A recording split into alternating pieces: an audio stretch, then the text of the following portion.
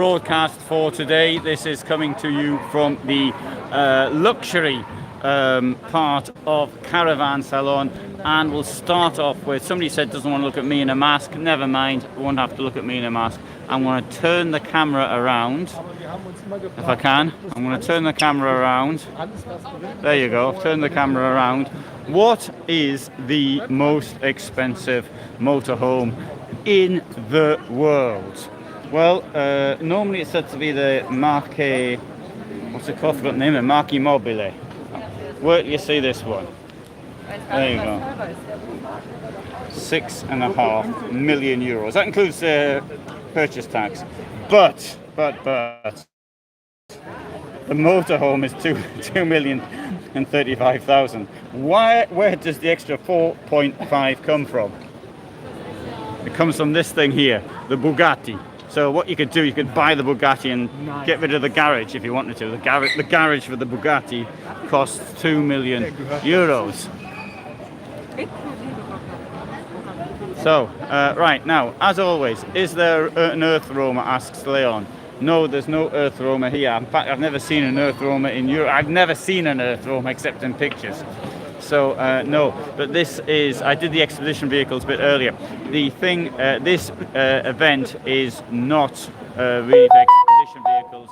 You will see expedition vehicles at Abenteuer und Allrad, which this year will be held on the 3rd week of October.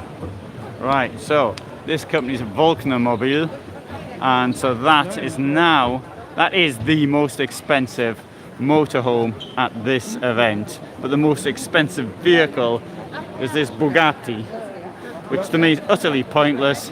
It doesn't have a shower, it doesn't have a kitchen, it doesn't have a proper place to sleep. If you want to sleep, you've got to put the chairs down. Absolute waste of time is a Bugatti.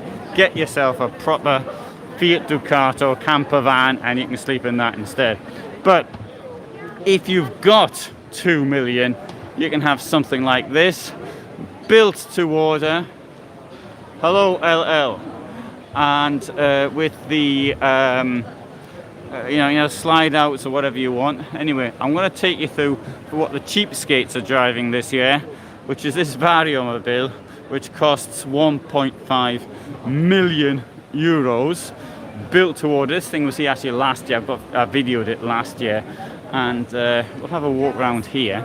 I mean, it's queues to get in everything. So you can see all these people with the 1.5 million available, and they're trying to get in this extremely luxurious van. And I might be able to get in that a bit later. And I might even ask Volkner if I can go and film that 6 million one. But about 2 years ago, I went and filmed it. No, I didn't publish what I filmed, and they were a bit cheesed off about it. So after that, I thought, oh, maybe I'm feeling a bit guilty about maybe they won't let me in or not. Oh, who knows? Yeah, this one here is about, I've forgotten the cost of it now, but it's about 1 million, something like that. And now the cheapest one they do here is about 400,000, if I remember correctly. And the price, and it's this one here. And right, so whilst I'm walking around, I shall repeat what I always say, which is that this is your opportunity to ask questions related to van life, motorhomes and all the rest of it. Anything related, I would say, to this event. And so I got the price one. What did I say? What was it? It was 600,000. And anything related to this event, and I'll try and answer it. If you want anything filmed, I'll try and do that. Although it's probably better to put in the comments, because in that case I've got better access to. I see the comments, because the things that come up here I might just see them once and I might forget, which does happen occasionally. Right, well, I started out with this EuraMobil, so I'm going to take you past the EuraMobil stand so you can get a better look at this 6 million euros, and have a look at some more of their vehicles. Have you had any influence in new designs with some of the manufacturers you review? I'd like to believe I had, but I think I would be rather arrogant to say that anybody had taken my comments on board. Having said that, there have been things in the past which I have said which have been integrated, but I don't believe it is because of me. I think it's just the way that this happens. And but certainly, I mean, if you looked at the way when I started doing this filming, which was 2012, and you looked at then the motorhomes, which were built by people who clearly never used them and didn't have a clue, so they didn't realize what was practical and what wasn't. In fact, to a certain extent, I do see my own role as being that as pointing out what is practical. So I'm trying to be practical. That's why I don't like big fridges, for example, because you've got to power them with something. So I'm running out of gas, and you've got a big fridge. Not much use if it's not cold inside. I use that as an example. And anyway, so returning to what we've got here, this one here costs a mere 1,190,000, including value-added tax. The bit that's come out here, well, you probably that's meant for a sports car or some low-lying one, or maybe a bicycle or something. Hi, Alan, if you can, Pössl Globe Car Summit Prime 640. Yes, sorry, Chris, I saw that comment earlier. I will do the next live in 2 hours' time from Pössl. So from Volkner to Pössl, and so you see everything on this on this channel. So that'll be the next one. So at 4 o'clock Central European time, 3 o'clock UK. That will be in I'll be Pössl. Now this one here has got camouflaged. Now, why would you camouflage a motorhome? Well, the point of this is you can park it illegally, and the traffic wardens won't know it is there. And not only that, you can also camouflage the car that goes with it, which to me looks like a Mini. Yeah, I'll tell you the price of this. No problem, Chris. There you go, 1,340,000, including 19% value-added tax. Okay, here's a new company which I hadn't heard of 3 days ago. Dembil. They manufacture in Hungary, and extremely luxurious inside. Actually, I did film it inside 2 days ago, so that can give you an idea. Once I've had this idea of doing 3-minute videos, so it's less than 3 minutes, so it'll be a very quick walk over, a few words said, and so I did both of them in 3-minute videos. But anyway, there'll be longer ones later, I imagine, showing what they look like inside. Now, company which is quite well known now, Concord produced vans for nearly 40 years in Aschbach in Franconia, northern Bavaria, and they produce around 350 to 400 vehicles a year. I don't quite know exactly how many it is, but it's along those lines. And what you see here, though, is a far bigger choice than they have got in their showroom, because I intend to go there in October, and then from the showroom I'll do some filming, but there won't be this type of choice there. And also, as you pass on the motorway, which is, I can't remember the number of it now, but you pass on the motorway, you can see very clearly the factories which are there. Now, in this live, I can't get into any of the vans because it's going to mean standing up, taking my shoes off, putting alternative. You give these like shower cap things to use as shoes, and so you put them on, and I can understand why they don't want to damage the floor. These vehicles are based on a variety of platforms, but the main one they use is Iveco. And I can't even stick the camera around the door in some cases. That was the sound of somebody who just found out how much the motorhome costs. But you can see they're very attractively built. Now the vehicles here will be, I think, the cheapest. There might be one about 180,000, something like that. most of what we've just gone past now, you're looking at 250,000, something along those lines. There is, for those of you in the United States, though, I'd have to say this, there is a very big difference between the standard and quality of motorhomes in Europe compared to the United States, where, I mean, in Europe, wood is not used, I wouldn't say at all, but I don't know anybody who uses wood for construction purposes in motorhomes, whereas in the United States, it's still very common. So that's a major difference there. Now, coming down a little bit further, we've got another company, which is Phoenix. Phoenix is located right next to Concord. You've got Concord, you've got a Stellplatz, a camping place, and if you stay in the camping place, Concord brings you some bread rolls in the morning. That's very nice of them. Free of charge. And then you've got the Phoenix factory. And the Phoenix factory is really small. And when you look at it and you think, how can they get these vans in there? It seems to be tiny compared to the amount of vans. Now, I believe that they produce something like, I don't know exactly, but I think it's around 100 a year, something along those lines. And I've never seen one of these things here before. This looks rather curious, and it looks like something produced by the Soviet Army in 1984. But yeah, well, that could be quite good fun, actually. I'll have to Argo Frontier. Well, I'd never heard of it.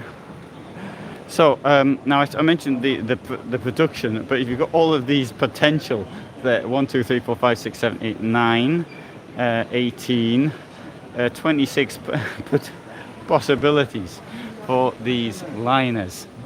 And hey, I've got a price here for you. Oh, 296,232. Now, the thing is like this, people often say, how much does something cost? And the thing is this, I don't know how much it costs, because it depends on the specifications. It's like saying, how much does a house cost? It depends how you build it. And with vans, it's the same sort of thing. 356,640. But you've got, see, the specifications, have got all these prices, all these things which have been added to it.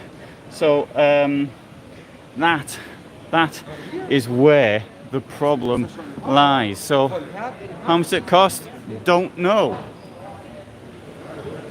And right, so here was EuraMobil, where I was earlier.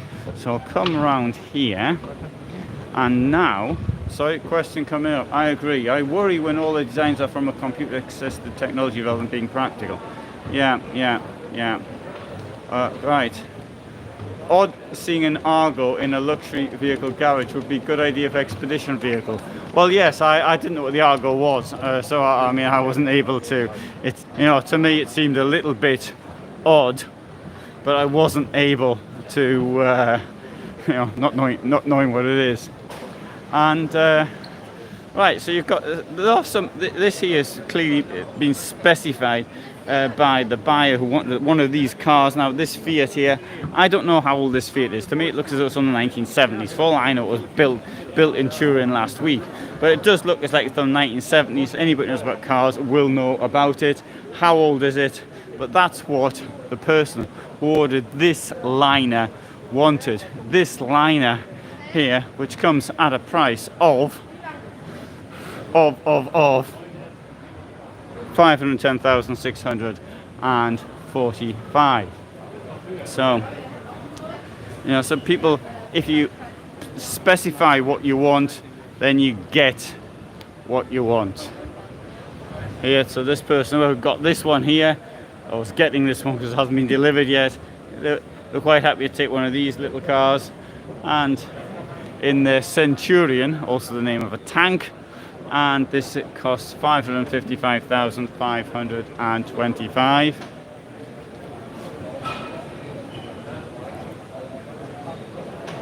Oh, I think this one here is the main star of the show. But whoever got this was quite happy to get one of these things in here, which is a 595. I thought it was a Fiat. Abarth, I don't know, sorry, somebody will know what it is. and that cost 30,000 euros. Okay then, so what we'll do now is I shall walk around the side.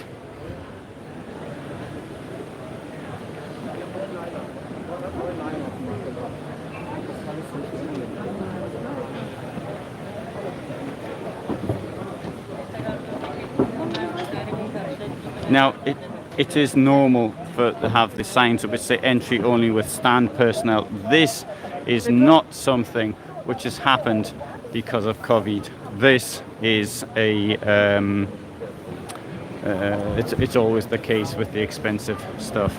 Now, okay, so now what I'm going to do is I'm going to take you down and show you Morello, a company which was founded around 12 years ago, something like that. 12, 13, I can't quite remember now. And Morello makes a range of luxury vehicles, but certainly I would say less traditional, more modern in their looks. Although here, this year, first time I've ever seen it, is this overcab model from Morello on an Iveco, I think, basis, yes, Iveco. And Morello is located at Schlüsselfeld, which is right next to Aschbach. Aschbach is actually part of Schlüsselfeld, if you like. And so you've got these three big producers all next to each other. So it must be quite hard for them to find staff to work there. Filmed the Morello production line. I did it 3 years ago. Might do it again actually, because I'll be there in October, and I suppose it's the same. Morello has doubled its the factory size, but obviously the problem at the moment with motorhomes is getting the staff to work there. There's a shortage of labour in the RV industry, and so this is a little bit of a problem. Let's see if I can go in, if I can walk in, if they'll let me walk in. And so, no problem. And so, right, Morello Home is one of the smallest. I was thinking, hey, maybe I'll be able to get one of these one day, but not €250,000. I won't. And now the next one up is the Loft, which is this one. Now the Home comes from, I think it's about 7.5 meters, something like that. Anyway, that's the start. That's the starting size. Then you got the really big liner that they've got, which we'll sort of finish off with.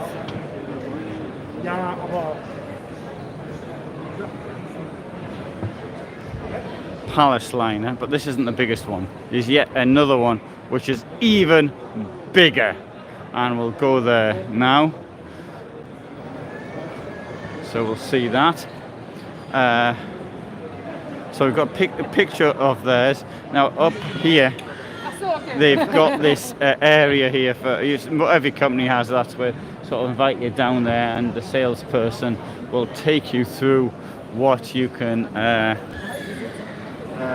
actually do. And right, so I'm going to finish off this tour with a visit to this, or the stand of the Empire liner, which is down here, which is the most expensive liner produced, a vehicle produced by Morello. I've got the right one, sorry, no, next one's the most expensive. But what they've tried to do is to give a vehicle with everything included, so therefore there's people actually say they know what the cost is going to be. Grand Empire, sorry, that's the one I should have said. And that's it. So let's park the van somewhere. Let's park the van, park myself somewhere. You know, look at the vehicle there. And so, well, thanks very much for watching. The next live broadcast will be in 1.5 hours time, and I'm going to go to Globe Car, and that's not quite a luxurious brand. I think it was Globe Car, wasn't it? And I'll go down there. Yeah, I'm going to Pössl. I'm going down to Pössl for the next live broadcast. So thanks very much. for being here, and all the best from Dusseldorf. Oh, so yeah, thanks. I enjoy watching all the way from New Zealand. Thank you. Will I visit Chausson? Yes, I can do a live. I've already filmed Chausson. I'll do a live from Chausson tomorrow. Unfortunately, I know Monday it's a working day for normal people. I'll turn the thing on myself now. I know it's a working day. Oh, thanks, Alexander from Porto. Thank you. Thanks, Chris. I know Monday's a working day. What I'm going to try and do at my time, that is Central European time, I'll try and put up I'm just saying this off the top of my head now without thinking too much. 12 o'clock, 2 o'clock, and 4 o'clock. How does that sound? 12, 2, and 4. I'll do 3 lives. I'll do one from Chausson. So I'll do the first one from Chausson at 12 o'clock, and we'll work out where the others are coming from as and when.